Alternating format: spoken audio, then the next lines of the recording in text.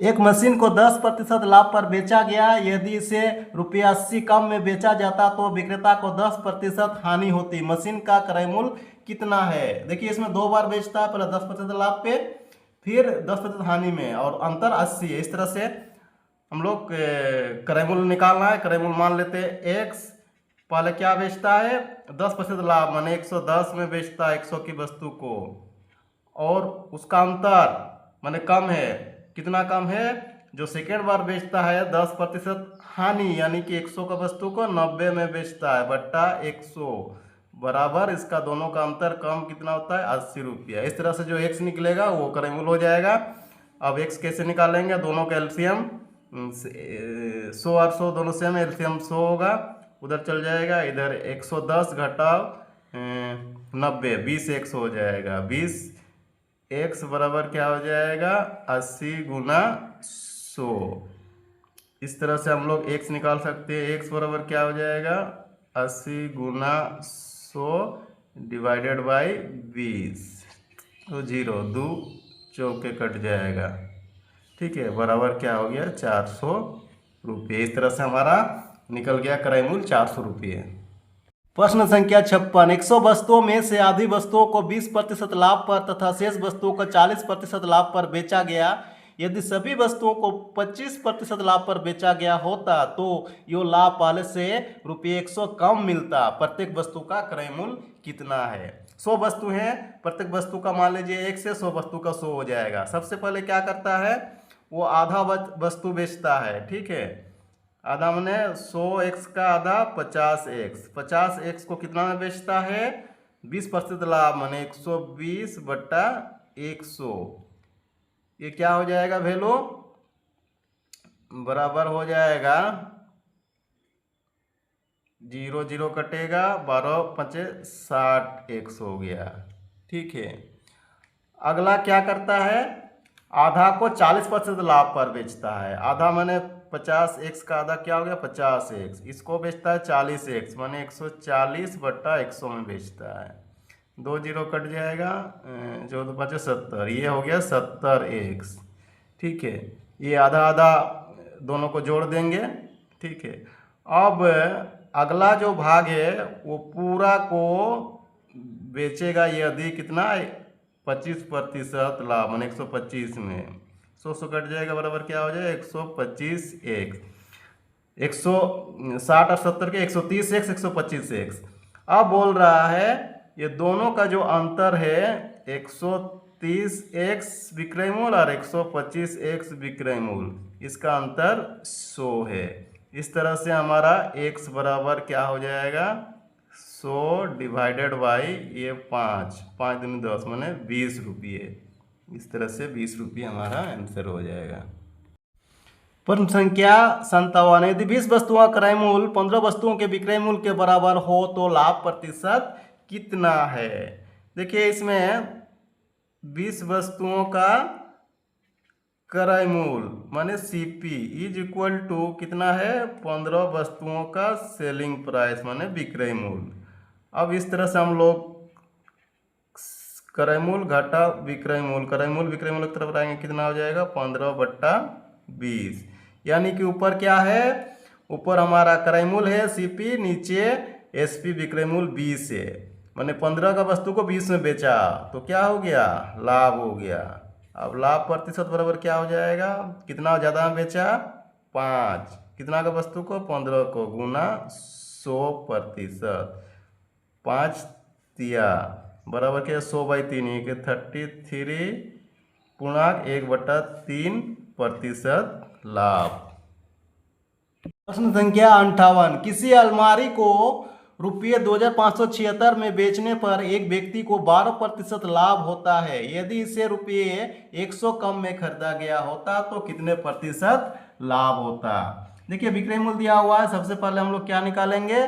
क्रय मूल्य निकालेंगे। सीपी कितना का? 2576 का क्रय मूल्य निकालना है। 12% लाभ कमाया, यानी कि 112 में बेचा। 100 का वस्तु को 112 में बेचा, 100 ऊपर हो जाएगा। 100 क्रय मूल्य है, उसको 112 में बेचा, क्रय मूल्य निकाल रहे हैं तो 100 ऊपर हो जाएगा। ठीक है, अब इसको काटेंगे, कट जाएगा, देखिए 2 2 2 4, 3 3 6 हो जाएगा, 3 से कट जाएगा, बराबर क्या हो जाएगा 2300 रुपये। ये हमारा क्रय मूल्य निकल गया। आप बोल रहा है इसको यदि नई सीपी निकाले, नया क्रय मूल्य, इसको 100 रुपया कम में बेचता, यानी कि 2300 खरीदता, 100 कम में खरीदता, 2300 का जो क्रय मूल्य है उसको 100 कम में खरीदता, माने कितना में 2200 में खरीदता, तो उसका लाभ प्रतिशत कितना होगा। देखिए ये अब नया क्रय मूल्य हो गया सीपी 2200, तो ये विक्रय मूल्य था, ठीक है। अब लाभ प्रतिशत बराबर क्या हो जाएगा, लाभ हो जाएगा कितना 2576 घटा 2200 डिवाइडेड बाय 2200 गुना 100%, ठीक है। अब इसको सॉल्व करेंगे, 6 7 3, 2 0 काट देते हैं पहले ही, ठीक है, बट्टा 22% बराबर, ये देखिए कटेगा 2 से, ठीक है, 11 हो जाएगा, 2 1 2, 2 8 16, 2 8 16, 188/11। अब इसको पूर्णांक बदलेंगे तो कितना हो जाएगा 171/11% लाभ। प्रश्न 59, प्रतीक ने एक संगीत वाद्य कार्तिक को 20% लाभ पर बेच दिया और कार्तिक ने इसे स्वस्तिक को 40% लाभ पर बेचा। यदि स्वस्तिक ने इसका मूल्य रुपये 10,500 दिया हो तो प्रतीक ने इसके लिए कितनी राशि दी है। मतलब प्रतीक का क्रय मूल्य निकालना, कितना में खरीदा, ठीक है। सबसे पहले कौन है प्रतीक, प्रतीक दिया किसको, कार्तिक को, कार्तिक बेचा किसको, स्वस्तिक को।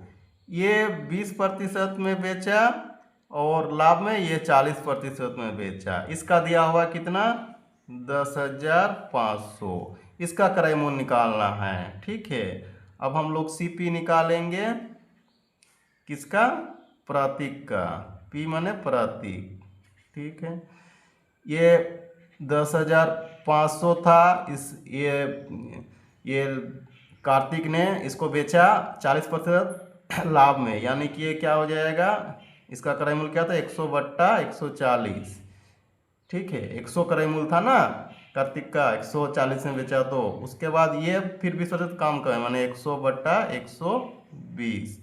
अब ये 2 0 कट जाएगा, 4 तिया ये 25 हो जाएगा, ठीक है।